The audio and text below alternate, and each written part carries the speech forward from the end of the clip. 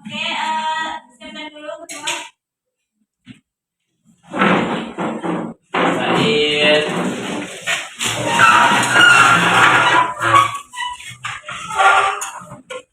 Waalaikumsalam. Assalamualaikum warahmatullahi wabarakatuh.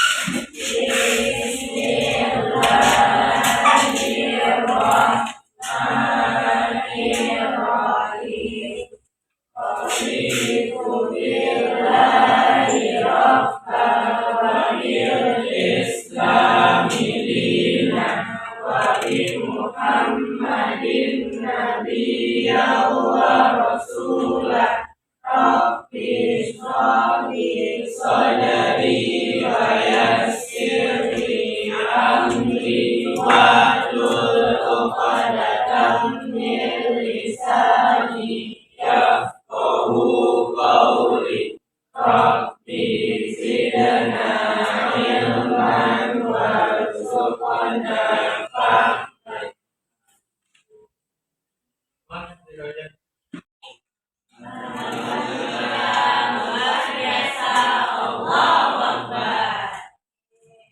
Pada sarapan. Sebelumnya kamu tanya, udah mau tanya dulu. Hadir semua? Ada yang hadir? Sebelumnya kita belajar materi apa? Pemilihan. Jadi ini lanjutan dari materi pengetahuan jauh ya. Itu materinya berupa siap belajar? Ya. Oke. Oke, sebelum udah jelasin, ada tau nggak? Sedikit apa? Informasi geografis. Nah, jadi sebelumnya kan kita udah belajar pengetahuan jauh.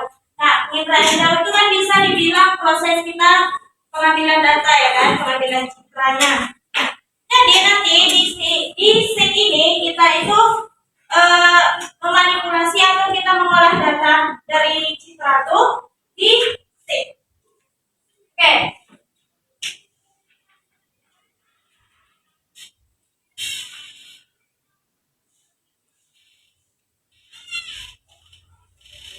Jadi menurut Linder 1987, SIG itu merupakan sistem pengelolaan, penyimpanan, pemrosesan, analisis, dan penayangan data.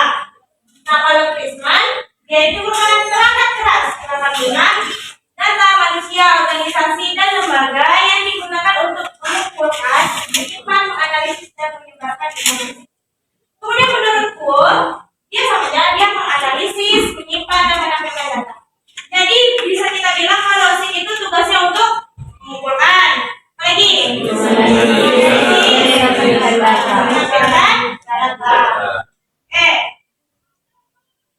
Kemudian kita ke fungsi SIG.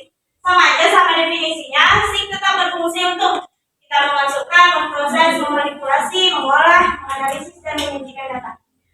Jadi gini, maksudnya memasukkan itu kan kita ada citra, ya kan? Nah, nanti data citra itu kita masukkan ke SIG. Nanti ke SIG juga kita proses, kita manipulasi, kita olah, kita analisis, kemudian kita sajikan data. Kemudian ada komponen SIG. Ada berapa komponen SIG? 3. Ya,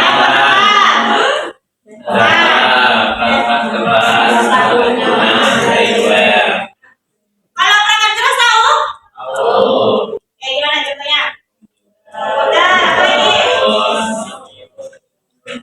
Kalau perangkat keras tuh, perangkat keras? Iya. Nah, kalau perangkat lunak sendiri apa?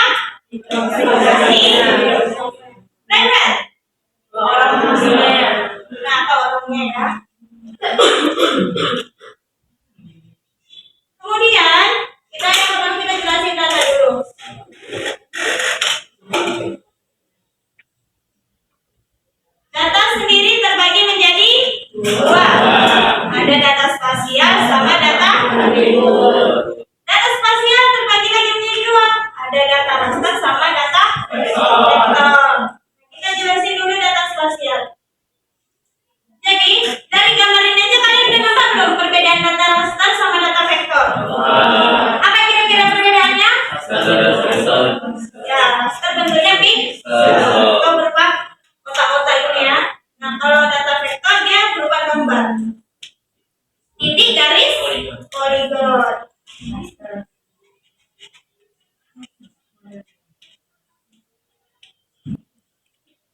Oke, nah, data spasial sendiri merupakan data informasi yang memiliki referensi atau koordinat geografis. Kemudian, data spasial berasal dari peta analog, contohnya berupa peta gambar. Kemudian foto udara, contohnya apa? Yang kayak di penginderaan jauh. Kemudian citra juga dari penginderaan jauh. Nanti data spasial itu kita masukkan ke SIG, kemudian kita digitasi. Digitasi ini maksudnya kita kayak menciplak. Misalnya kita udah scan kan gambarnya, kemudian kita ciplak dari garis ini kita ciplak. Nanti jadilah hasil peta barunya. Data spasial terbagi menjadi dua, ada data raster sama data vektor. Oke, kita bahas dulu data raster. Menurut kalian foto di HP kalian berupa pixel-pixel nggak? Ya. Iya. Biasanya makin banyak pixelnya berarti makin HD juga ya. Nah, data raster adalah data digital yang posisinya diwakili oleh grid. Grid itu yang kotak-kotak ini ya. Kemudian data raster dihasilkan oleh sistem penginderaan jauh dan mempresentasikan objek geografi dengan pixel. Resolusi pixel pada citra menggambarkan ukuran sebenarnya di permukaan bumi. Jadi dia kalau makin banyak pixelnya, dia berarti makin detail gambarnya. Kemudian data raster baik digunakan untuk menggambarkan batas-batas yang berubah secara gradual, maksudnya berubah secara perlahan. Contohnya garis pantai itu bisa kita pakai data raster. Oke.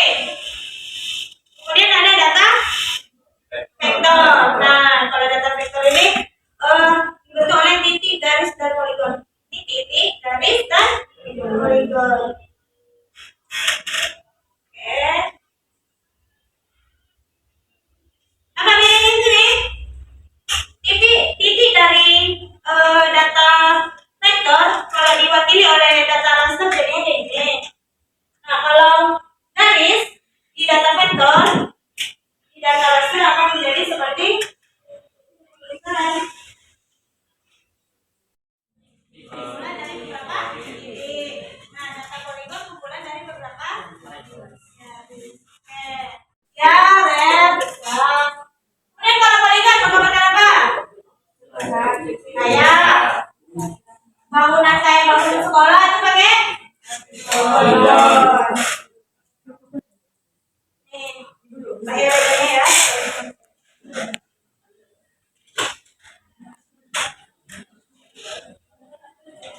Oke, jadi data spasial terbagi menjadi dua, ada data raster sama data. Kalau data yang diwakili oleh pixel data apa? Oke. Kemudian selanjutnya ada data atribut. Nah, data atribut ini dia memberikan penjelasan lebih dari sebuah data kita. Contohnya gini.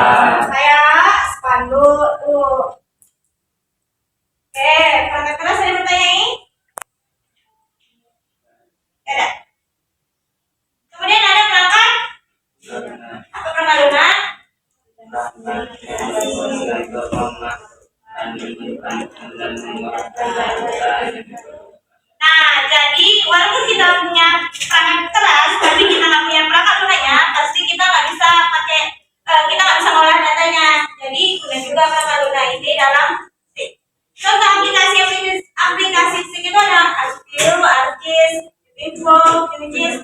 Itu merupakan contoh aplikasi untuk membuat peta. Terus, dia gunanya untuk memasukkan. Jadi, data yang udah kita scan itu nanti bisa kita masukkan ke ArcGIS, kemudian kita olah, baru bisa kita keluarkan.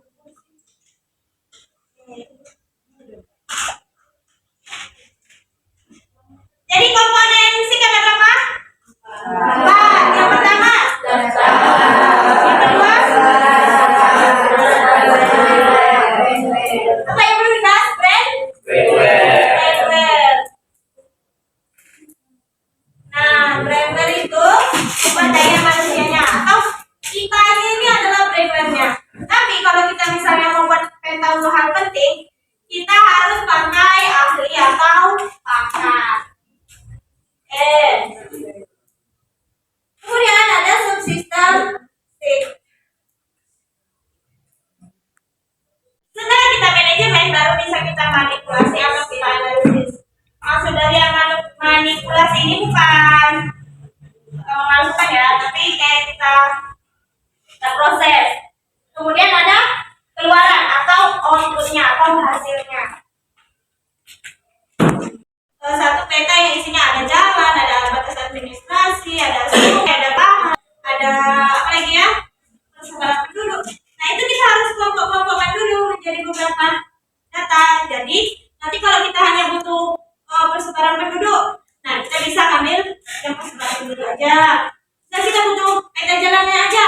Nah jadi kalau udah kita manajemen datanya, kayak kita susun datanya, jadi lebih gampang gitu. Kemudian ada manipulasi. Nah, manipulasi ini yang pertama ada klasifikasi. Fungsi klasifikasi untuk mengelompokkan data berdasarkan kriteria tertentu.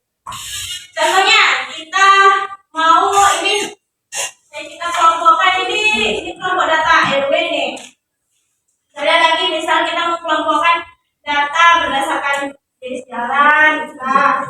Kita kelompokkan data berdasarkan bentuk lahan, bisa. Terus sungai, itu bisa kita klasifikasikan. Kemudian ada overlay. Kira-kira dari gambar kita overlay apa?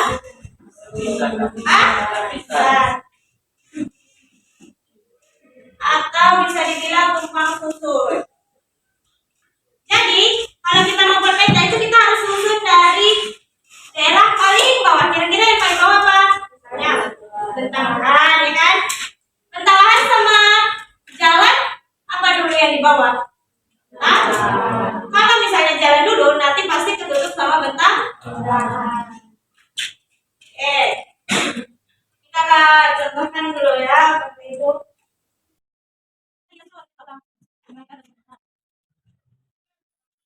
Ini apa yang ini? Gimana? Yang ini apa? Apa? Ini kita pegang dulu. Sudah yang tadi? Bukan apa? Sudah saya apa? Ayo. Ayo. Nah, buat. Ya. Ini kalau kita buat kita bisa ini. Sudah tuhan, tuhan. Kalau lagi, kita saya dulu.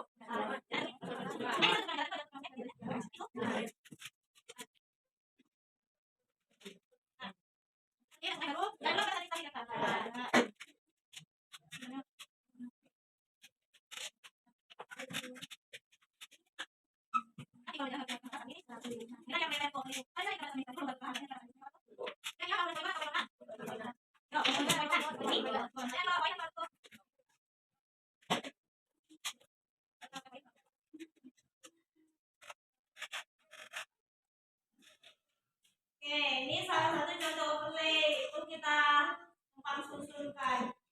Hubungan dengan curah hujan. Kenapa? Karena kita bisa lihat curah hujannya tinggi atau rendah. Kalau tinggi berarti kemungkinan longsornya tinggi, kan? Kemudian ada jenis lereng. Nah, kalau peta lereng perlu nggak untuk peta rawan longsor? Perlu kan? Misalnya dia semakin curam berarti dia nanti akan semakin rawan. Kemudian ada jenis tanah juga mempengaruhi rawan longsor. Kemudian ada penggunaan lahan. Jadi nanti peta-peta tersebut kita gini, baru kita gabungkan, kita ukur baru nanti kita dapat hasilnya peta rawan longsor. Oke.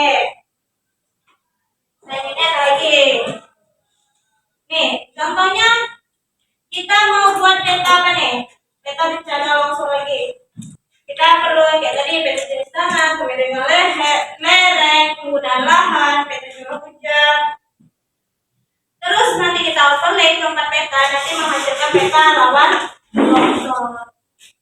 Jadi gitu ya overlay. Nih contoh dari overlay juga nih.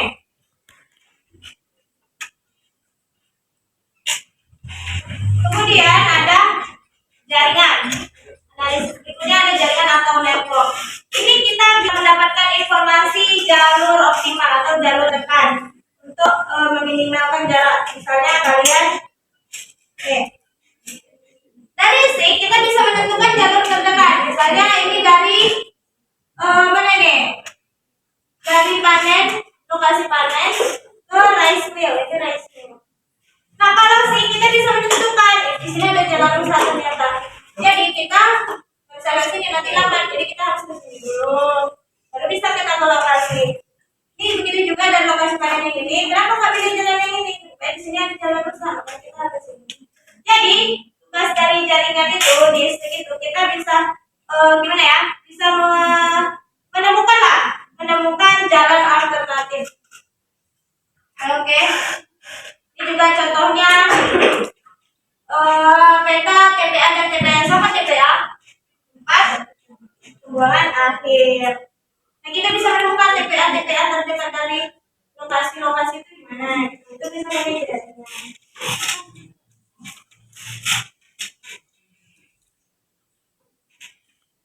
Kemudian ada buffering. Nah buffering ini untuk mengidentifikasi zona pengaruh atau jangkauan. Misalnya ada titik gempa bumi di sini.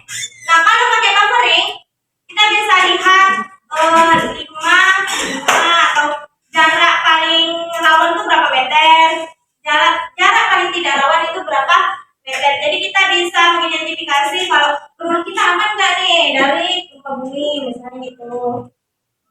Nih, ada selain itu ternyata ada bisa untuk sungai. Pertama kita identifikasi dulu sungainya kan. Baru kita lihat data. Biasanya sungai itu kalau banjir sampai berapa meter sih paling jauh, ya kan? Baru kita masukkan datanya.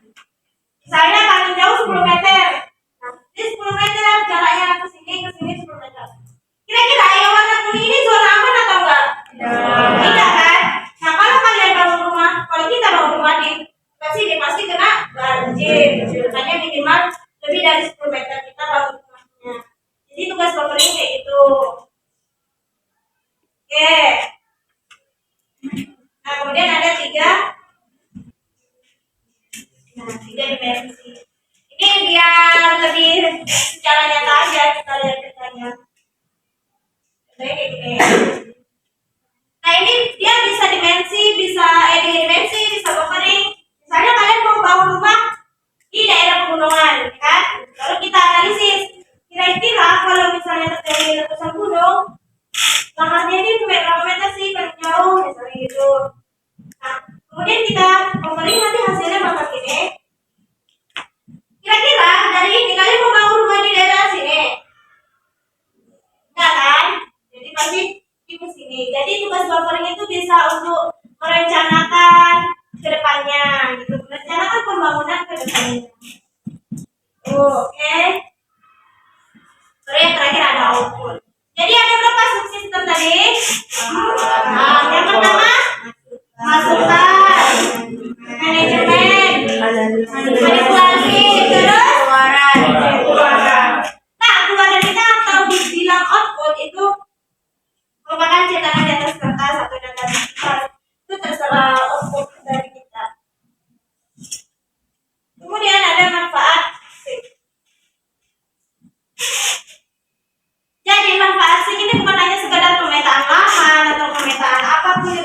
Nah, dia bisa dari beberapa bidang, misalnya dari SDA.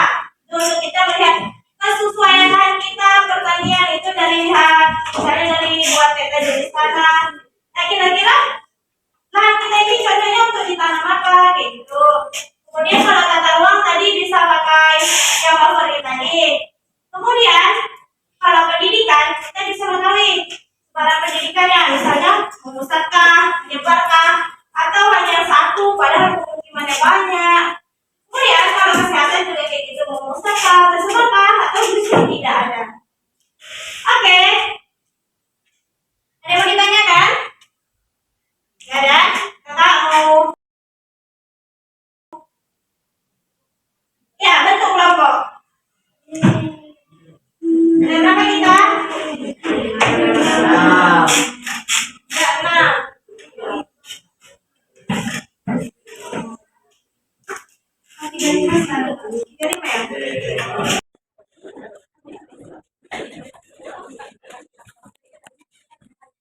Oke,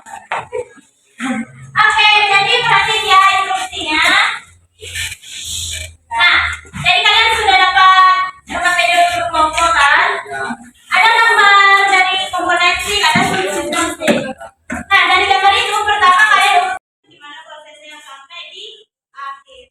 Jadi itu nanti salah satu dari komponensi dan substansi maju menjelaskannya. Atas waktu apa? 30 menit. Oke,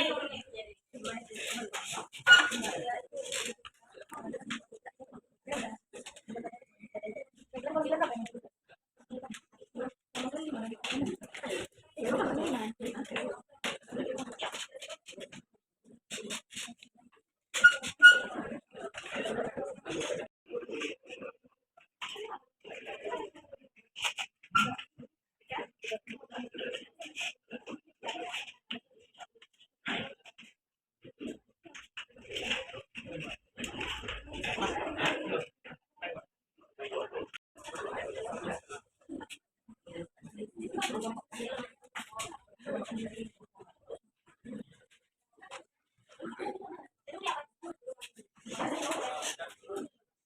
Penjelasannya kalau itu paling bawah ya. Yang penting yang pasti sama pokoknya.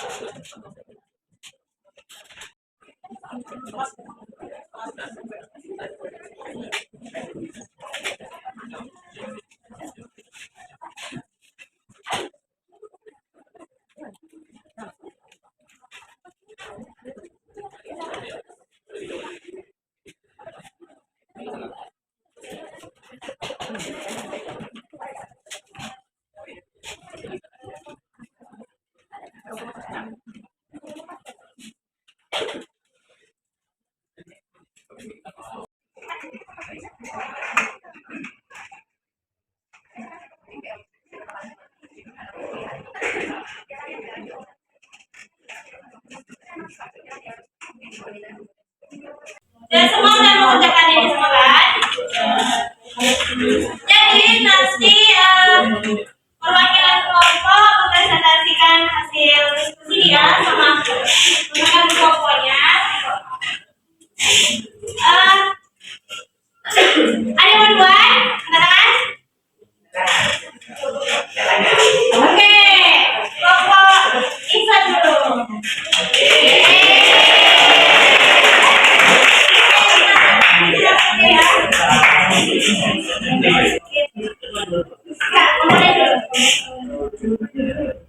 Oke, kita perhatikan penjelasan dari Ihsan.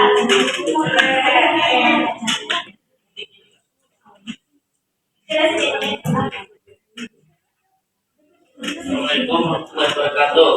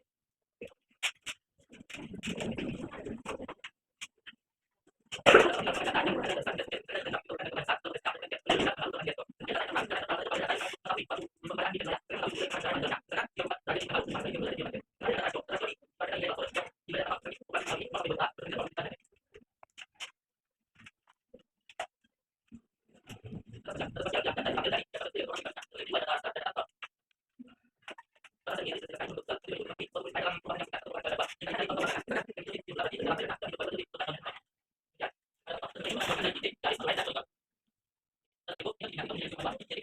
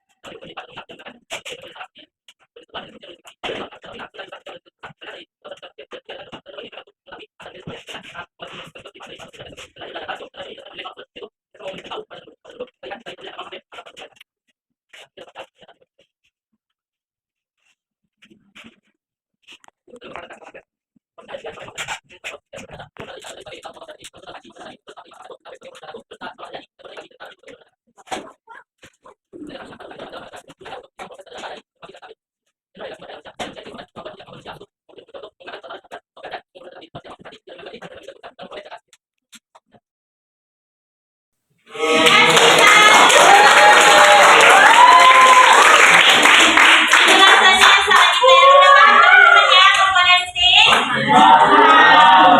Oke, untuk subsistemsi kita bisa dari cewek lah ya. Oke, yang tidak ada angkat tangan. Yang maju. Oke, kepada Naila dipersilakan. Tepuk tangan.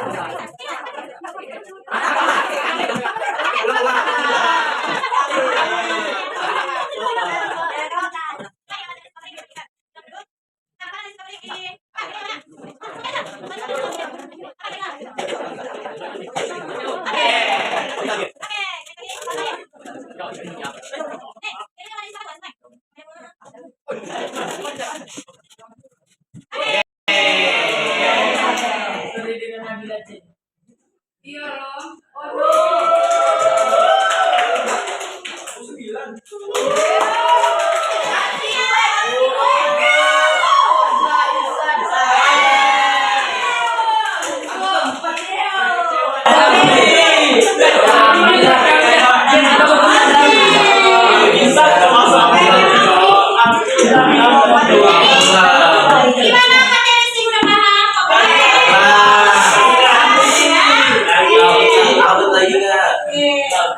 Oke, karena habis. Jadi ingat besok kita jadi diulang-ulang lagi materinya dan beta kita jauh dan sing. Oke, sebelumnya kamu saya satu pertanyaan terakhir. Kira-kira apa hubungan dari beta kita jauh sampai sing? Oke, Isan, apa kira-kira hubungannya? Ya, terus kalau petanya gunanya hasil? Ya, bisa hasil dari sing. Oke, jadi beta, perkiraan jauh dan sing itu saling berkait